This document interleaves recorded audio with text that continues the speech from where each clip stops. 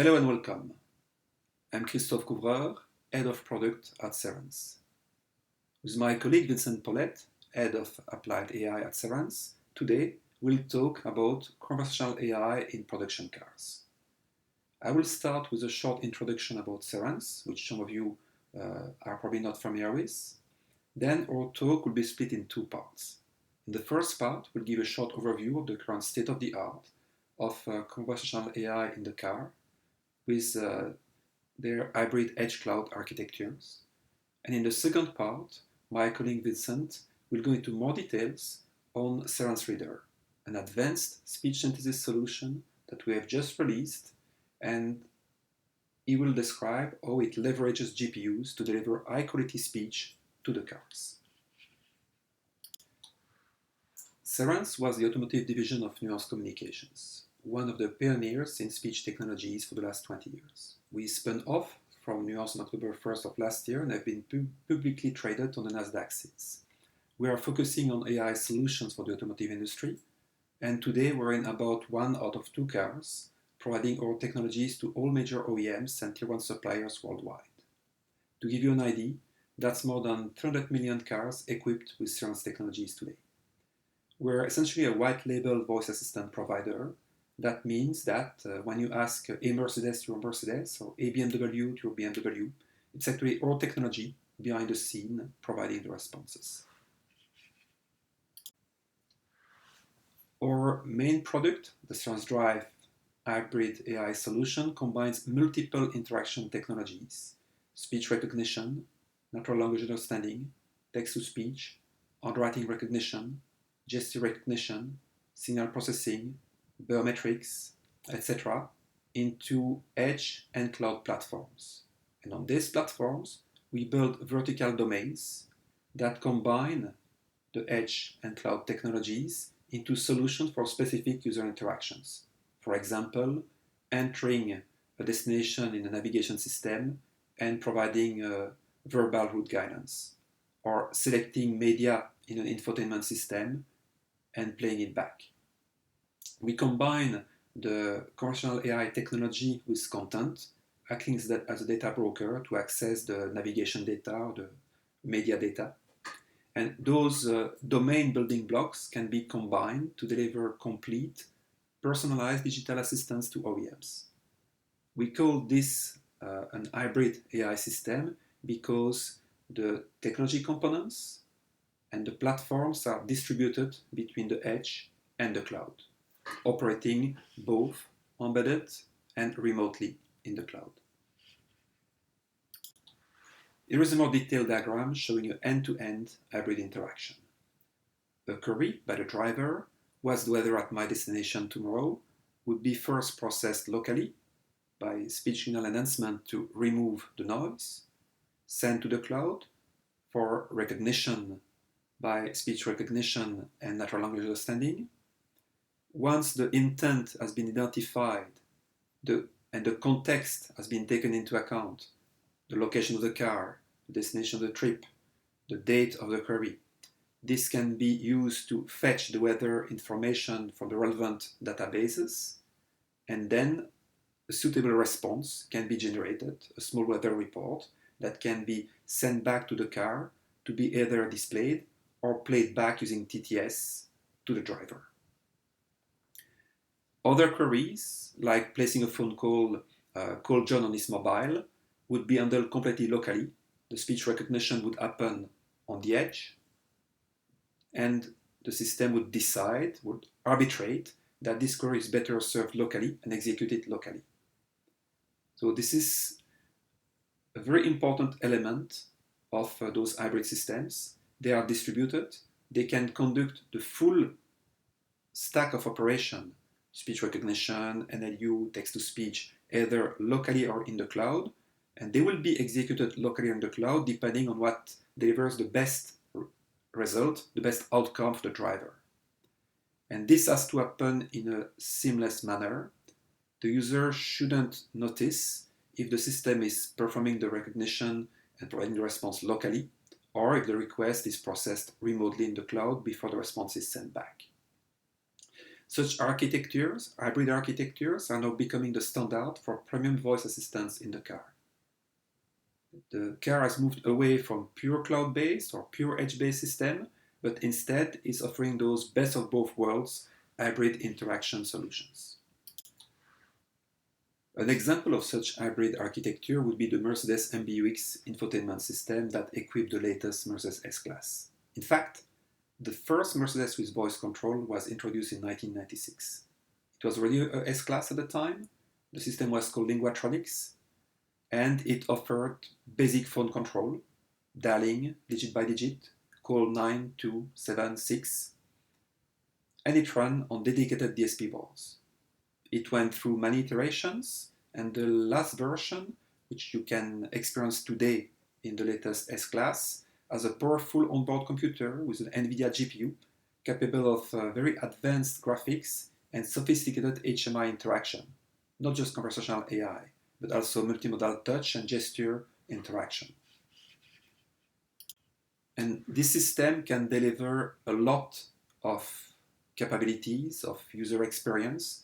I was mentioning weather request and voice dialing, but it can do literally hundreds of different interactions with the driver, including some multi-seat interaction where each passenger can benefit from the interaction with the voice assistant.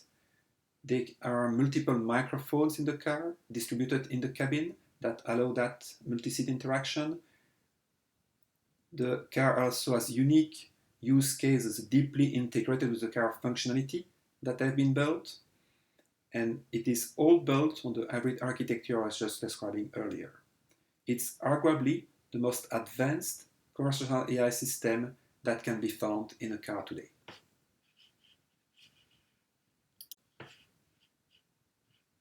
One of the things that has made this advanced system possible is the recent advances in deep learning. Deep learning is now everywhere. It is there in speech recognition, in natural language understanding, in text-to-speech, in dialogue and reasoning, in speech signal enhancement, in biometrics, in multimodal input, all the components, all the AI components of the system. Deep learning often implies resorting to GPUs to conduct the inference. And today's head units include powerful system-on-chips and GPUs. So you would think that those GPUs can be used to run the inference of the conversational AI. Unfortunately, the edge GPUs are often not available for speech processing because of other processing functions competing for resources. For example, the beautiful 3D map renderings and visual effects that are now common. The fallback is to run the conversational AI on the main ARM processors, which would then limit the sophistication of the deep learning algorithm that can be executed. But fortunately, cloud connectivity can also help us here. It's an enabler that will make it possible to access GPUs in the cloud. Some of the computational load can be shifted to these cloud-based GPUs, and in the cloud, it becomes a trade-off between the cost and the quality of the service, as GPUs can be scaled very easily. As I said earlier, it's also critical that from the user point of view, that remains seamless. The user should not experience any transition between cloud and embedded. It just must work. For instance, if there is a system response generated by TTS, it should use the same voice in the car and in the cloud, and the two should blend together in a non-noticeable way, regardless of being generated locally in the car or remotely in the cloud. In the next section, my colleague Vincent Pollet will show a real product case study about a recent Cerence Reader TTS product. Vincent will explain how we are deploying our latest generation of high-quality generative end-to-end neural TTS on GPUs in the cloud with some tricks to improve the user experience in the car, make it seamless. Vincent will also talk about a path forward we see to bring this high-quality type of neural synthesis eventually to the embedded system in the car in the near future. With this, I pass the floor to Vincent. Thank you, Christophe. My name is Vincent Pollet, Head of Applied AI. Cerence Reader is a solution for reading complex text documents, such as news documents. Let me show what we mean by this. Let's take the following real news article taken from Global Newswire announcing NVIDIA GTC 2020. This article contains long sentences, enumerations, abbreviations, quotes, dates, and even some ambiguities. We can see different stylistic elements in the text, such as title, body, etc. With Cerence Reader, we've developed a new product that can handle such documents and can read that as a real human, and even, in some cases, even better than most humans. Let's listen. NVIDIA to host Digital GTC in October featuring keynote from CEO Jensen Huang and continuous programming around the world. Santa Clara, California, August 17, 2020 Globe Newswire. NVIDIA today announced that it will be hosting its GPU Technology Conference, running October 5 to 9, and featuring a recorded keynote address by CEO and founder Jensen Huang. GTC will feature the latest innovations in AI, data science, graphics, high-performance and edge computing, networking, autonomous machines, and VR for a broad range of industries and government services. 7 separate programming streams will run across North America, Europe, Israel, India, Taiwan, Japan, and Korea, each with access to live demos, specialized content, local startups, and sponsors. GTC is the only conference that brings together the leading developers, top decision makers in business and government, experts from research institutions, and leading platform providers to advance the state of the art in the foremost areas of technology, said Greg Estes, Vice President of Corporate Marketing and Developer Programs at NVIDIA. We're thrilled to be able to share the amazing work of more than 500 experts from NVIDIA and our worldwide community to solve today's toughest challenges. See more of what GTC has to offer this fall and register to attend at www.nvidia.com/GTC. Like you just witnessed here, with Cerence Reader, we bring human-like news reading to the car. And we also deliver state-of-the-art text-to-speech, with human-like naturalness and fidelity. We pave the way towards awareness. Cerence Reader is able to infer nuances in reading style from input text, and I'll explain in the next slides what I mean by this. We handle commercial-grade robustness, and we offer long-form processing of text with natural pausing and breathing. It is based on our next-generation generative end-to-end technology, and we can infer styles from text, but also impose text style categories such as world news, sports news, and documentary. We also offer customizable reading templates, and the Cerence Reader solution is fully integrated into the Cerence ecosystem, the Cerence Cloud, and the Cerence Drive solutions. Currently, this solution is available in US English and German, and we will be offering additional languages and voices coming in 2021 and forward. Cerence Reader can be closely integrated with third-party content providers offering access to digital sources of information. With the aid of voice control, people can navigate through the content and have the audio of the desired content streamed to the car. Technology in practice. Let's have a look at the details. In contrast to former highly engineered TTS solutions, our new generative text-to-speech solution, called Genie, is end-to-end commercial-grade technology. Trainable sequence-to-sequence models with observable outputs are able to convert complex input documents such as news articles in natural expressive speech. The sequence of trainable graphs include the doc-to-token or NLP graph, This graph is responsible for normalizing the input text while maintaining rich document structure and generates at the output multiple token sequences such as orthography, phoneme, advanced punctuation, and metadata token sequences. The token to spectrogram, or TC2, graph encodes outputs of the previous graph by means of a bank of encoders. It further decodes tokens and style embeddings to rich perceptual spectrograms. The spectrogram to waveform, or NWS graph, encodes the perceptual spectrograms and decodes it to waveforms. As a result, natural and expressive speech output is obtained that is hardly distinguishable from a human. The speaking styles can be controlled for any input document.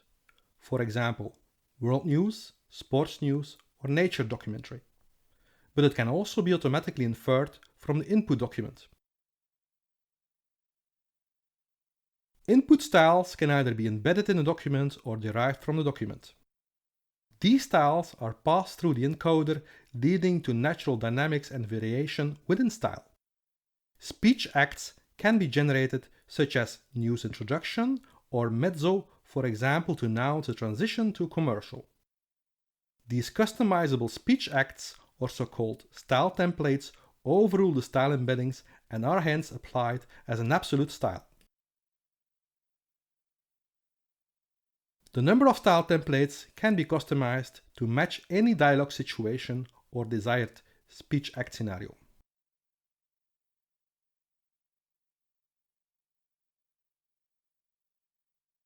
The various token sequences are computed from the input document and mapped to embeddings so that no information is lost. It doesn't either work from phonetic or orthographic tokens alone. These embeddings are the basis for a style embedding and spectrogram decoder, leading towards an aware speech generation experience. This is possible because the model is trained on long-form texts, not just on isolated sentences. Hence, Genie has the ability to learn to infer a style from the context and concepts of texts. Let's have a look at the complexity of this generative solution and express it in the amount of data or output tokens that is produced per second. The NLP module generates about 2 outputs or words per second. While our NLP processing is complex, it doesn't form a bottleneck in processing. The next sequence-to-sequence graph outputs about 20 tokens per second. This is a magnitude larger than the NLP module. But if we consider to generate speech of multiple minutes, we are producing after all long-form speech, this can become prohibitive. But the real bottleneck here is the NWS graph that outputs more than 22,000 outputs or samples per second.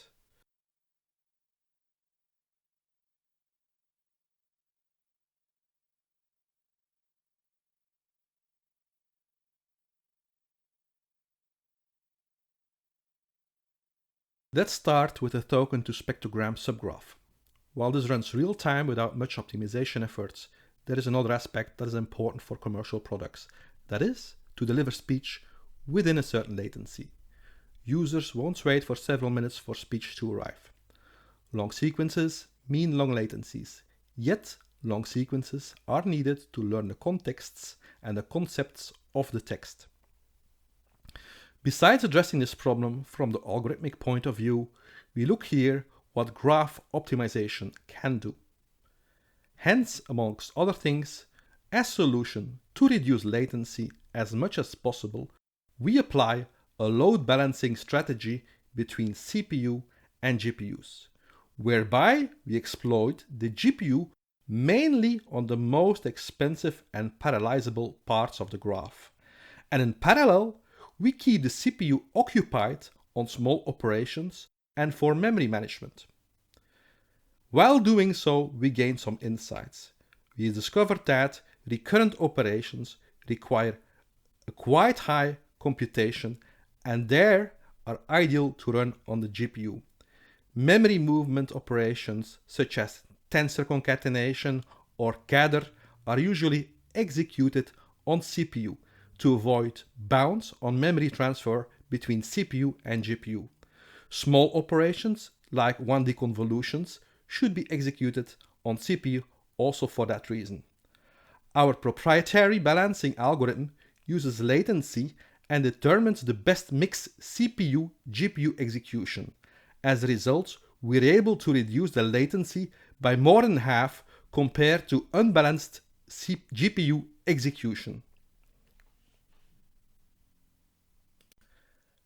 As I mentioned before in this talk, the most difficult task, the red hot problem, is addressing the neural waveform synthesis graph. The highest quality neural synthesizers are inherently autoregressive. Little chance that this can be solved by load balancing techniques alone, so we implemented customized solutions. We started by a basic CUDA solution using discrete kernels.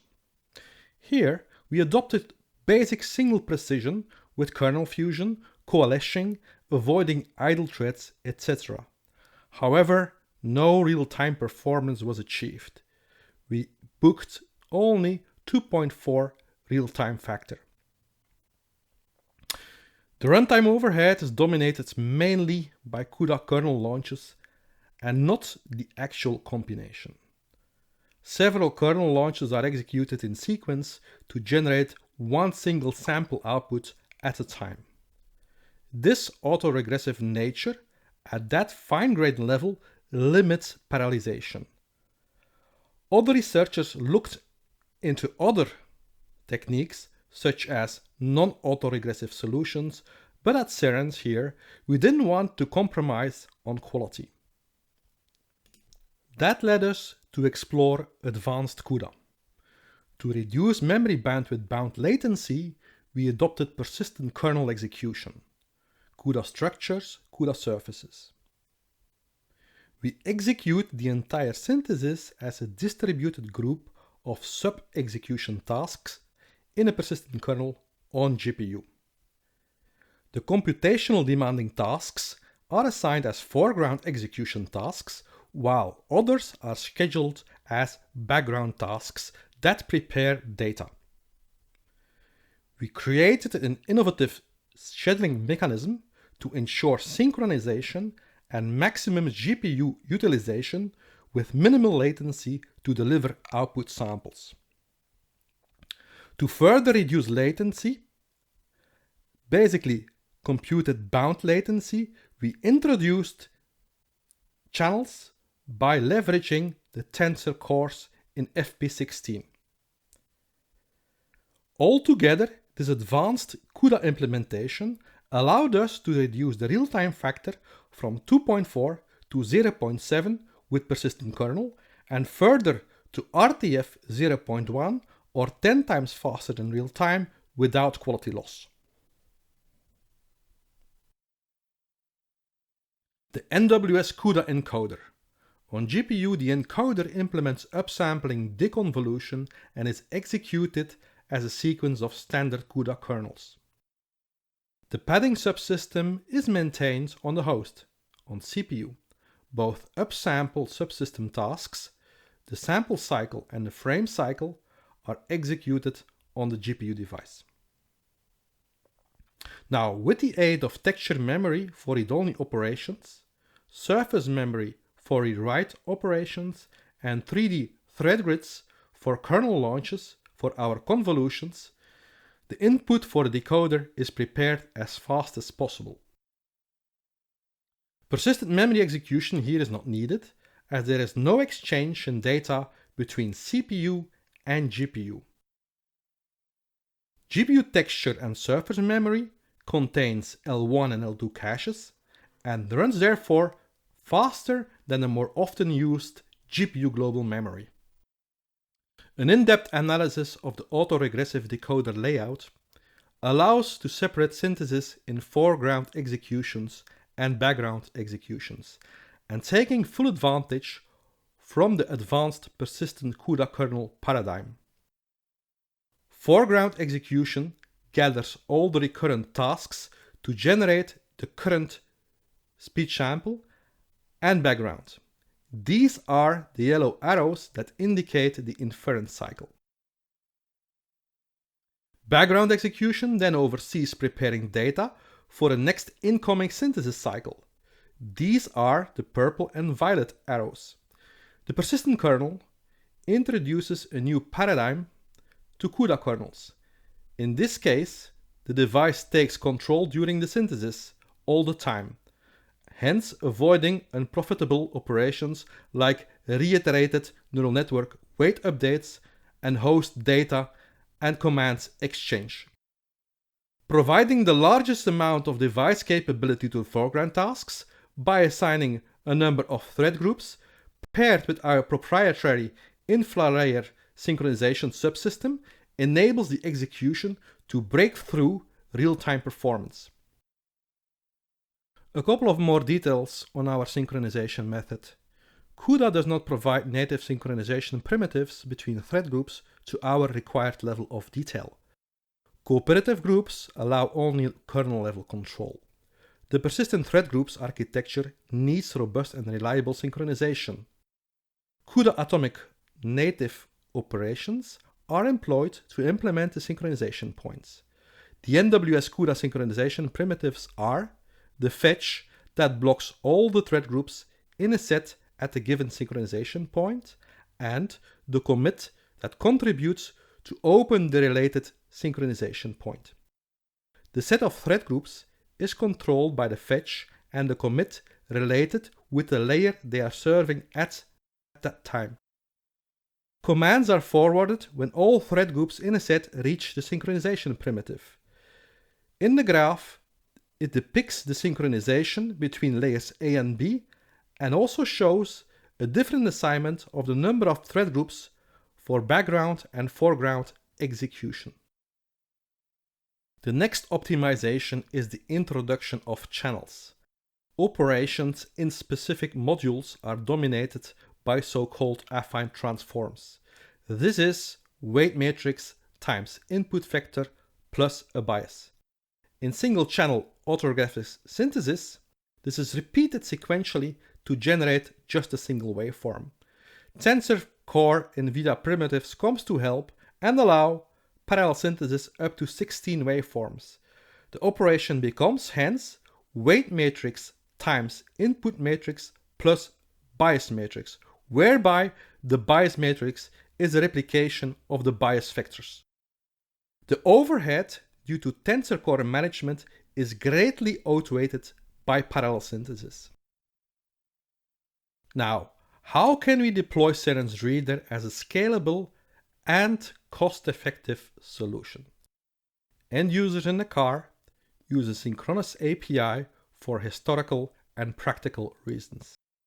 On the other hand, generative end-to-end TTS is an asynchronous service in the cloud with the purpose to generate once and to play back for many.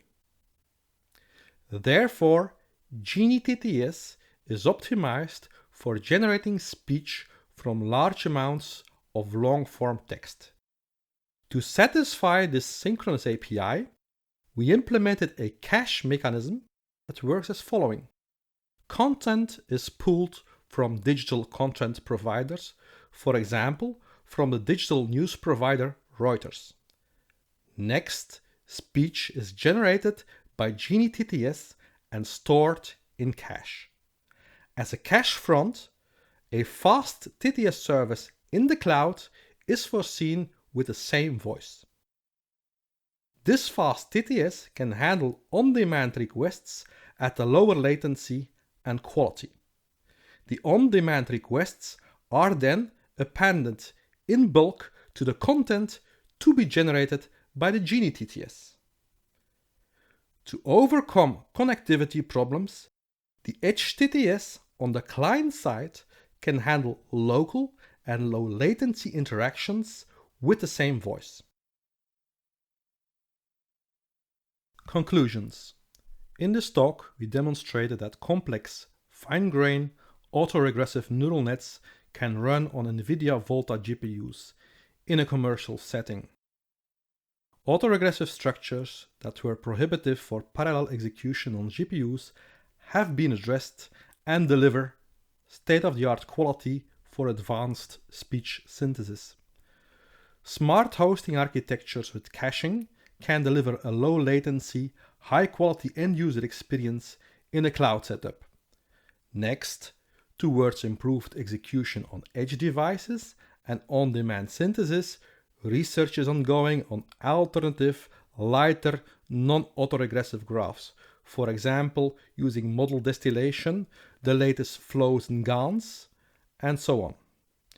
As we have already a solid edge TTS deployment, finding the balance between quality, the runtime factor, and latency on next-generation platforms is a continuous exploration. Thank you.